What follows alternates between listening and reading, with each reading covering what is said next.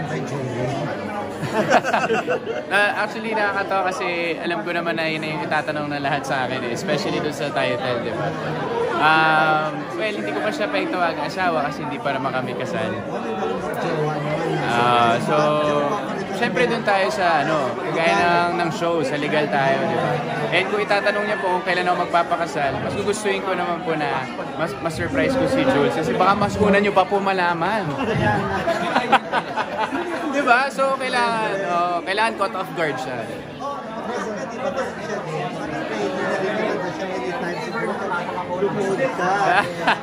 Kaya nga gusto ko, ako na lang ipipili ng tamang oras para doon. Tsaka yung gusto ko yung ma-surprise siya ng todo.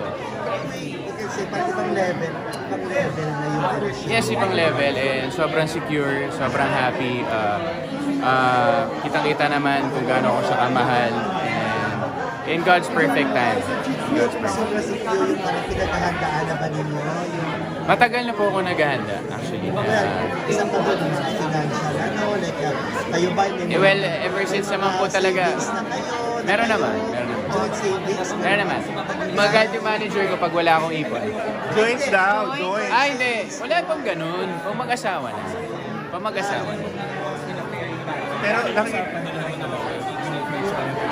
yeah, hindi naman namin parang dine-deny na napag-usapan namin paminsan kasi nga doon, like, first of all, ako 34 na po ako eh. So, hindi naman na I'm not getting any younger.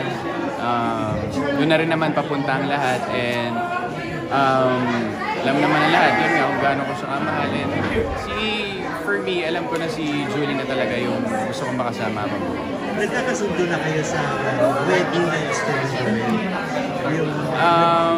Kasi kahit na pagplanuhan po yan at an early stage, marami pang changes yan. So, mas maganda siguro kapag sa tamang panahon na yung planuhin yung talagang specific na gusto. Frequently pong tradition? Oh yes, tradition. Yes. Same naman kami. Same kami na family values. Kaya siguro talagang rin kami. Men for each other. Parang talaga ng family, mga family gatherings. Yes. Especially sa amin, ang laki ng pamilya namin, di ba? So, tuwan-tuwa yung mga tito ko, yung mga pinsan ko pagka... Makanta na siya. Yes. Syempre, mga musikero lahat. Kaya bilib na bilib sila. Sobrang bilib na bilib sila sa husay ni Julie.